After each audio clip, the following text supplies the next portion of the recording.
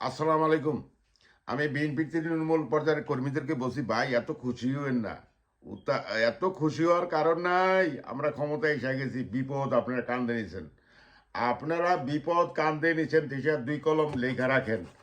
সেটার 2 কলম লেখা রাখেন। কারণ তারেক রহমানের বিচক্ষণতা নাই। কারণ ওনার কোটি কোটি তৃণমূল পর্যায়ের কর্মী আছে বাংলাদেশে, খালেদার কর্মী এবং জিয়াউর রহমানের কর্মী। সেই আদর্শের কর্মী আছে যারা লালন করে জিয়ার আদর্শ, খালেদার আদর্শ, দেশকে ভালোবাসে। সেটা একটাই কারণ, জিয়াউর রহমান ছিলেন দেশপ্রেমিক, খালেদা ছিলেন দেশপ্রেমিক। অন্যায়ের সাথে কখনোই আপোষ করেন নাই, ভারতের সাথে কখনোই আপোষ করেন নাই। আপনারা ক্ষমতায় এসে গেছেন, হে আশা গুম নষ্ট করেন না। এই টোটাল প্রশাসন সেটা হাসিনার হাতে করা। সেই টোটাল প্রশাসন, আরে সেনা প্রধানই তো হাসিনার আত্মীয়। এ সাধারণ ব্যাপার। আপনারা এত খুশি হয়েন না। ওই যেভাবে লুটপাট করছেন, রাত্রে চান্দাবাজি করছেন, নিজের দলটা কোপায় মারছেন, এগুলি আর করেন না। এগুলি করেন না, সর্বনাশ দেখায় নেন না। আপনারা বিপদে আছেন, দোয়া ইউনুস পড়েন। কারণ তারেক রহমান কোন কন্ডিশনে গেছেন। তারেক রহমান একটা কন্ডিশন ছিল, হাসিনাকে দেশে পুনর্বাসন করতে হবে, হাসিনার কোনো বিচার করা যাবে না, কোনো আমলিকের পন্থীদেরকে বিচার করা না, যত কিছু করে থাকুক। যদি তারেক রহমান করে, 3 মাস পরে হোক, 6 মাস পরে হোক, আমলিককে পুনর্বাসন করে হাসিনারকে বাংলাদেশে আনে, বিচার না করে, এবং শুধু শুধু ঢুকের সুযোগ পায় আমলিক, আপনাদেরকে পাশা লাত্তি মারে 2 সপ্তাহের মাথায়। এটা আপনারা লেখা রাখেন। কারণ ভারতের সবচেয়ে বিশ্বস্ত দল হইল আমলিক। আমলিক কারা করে?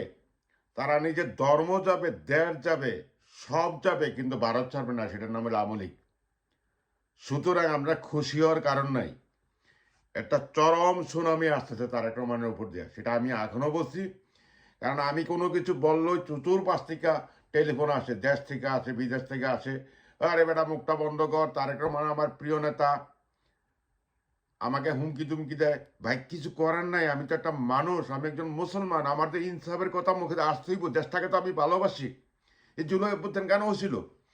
লুটপাট যাতে না হয়, খুন খাবারি যাতে না হয়, ইনসাফ যাতে কামে হয়। কিন্তু তারেক রহমানের আশেপাশে কারা আছে? সব হইল ব্যাংক লুটার, সব হইল খুনি, সব হইল দেশ বিরোধী, সব হইল ভারতের দালাল। তো এইখান থেকে কি আশা করা যায়? কারণ এই ভারতের দালাল আশেপাশে আছে দিকেই হাসিনার প্রশাসন তারেকরে বয়সে হাসিনা বাংলাদেশে ঢুকবে। সেটাই ইউনিভার্সাল ট্রু। ওই শেখ মুজিব গেছে যেই পথে, তারেক রহমান আছে সেই পথে। সেটি আমার দুশ্চিন্তার কারণ। ক্ষমতা আইসা গেছি, এই আশা গুম নষ্ট করেন না। আর জামাত কেন নীরব?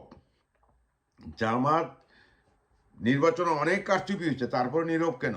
এটারও মহারহস্য। কারণ জামাত অনেক ট্যালেন্ট, কারণ জামাত অনেক উচ্চশিক্ষিত। জামাত কোনো চাঁদাবাজি নেই, কিছু নেই। তারা ক্ষমতা আসার দ্বার প্রান্তে ছিল, কিন্তু সেটাকে হাসিনা প্রশাসন তার একটা এনে দিছে। সেটারও মহাকারণ। এত খুশি হওয়ার কারণ নাই, একটু অপেক্ষা করেন। ও জিয়াউর রহমান এক ভুল করছিল, হাসিনাকে দেশাই না, এরপরে তার সে মৃত্যুর প্রতি গেছে, মরে গেছে। তার স্ত্রী বাড়ি থেকে উচ্ছেদ হয়েছে, বিনা চিকিৎসায় মরছে। এই তারেক রহমানও সেই ফাঁদি পা দিছে। জিয়াউর রহমান যে ভুল করছে, হাসিনারা আনবো, তারপরে তার পাশা লাত্তি মারবো এই আমলে ইনশাল্লাহ। এটা লেখা রাখেন। কারণ তার বিচক্ষণতার অভাব, তার জ্ঞানের অভাব, তার রাজনীতির অভাব। অবদান আছে অবদান আছে জিয়াউর রহমান এবং খালেদা দেশের প্রতি। তারেক রহমানে কি আছে আমলনামা দেখান। এত লাফান কেন? যাদের আমলনামা ভালো ছিল তারা জিয়া উদ্যানে আছে। সুতরাং বেশি লাফায়েন না, বেশি না। আস্তে আস্তে সুনামি। বাংলাদেশ জিন্দাবাদ, ইনকলাব জিন্দাবাদ।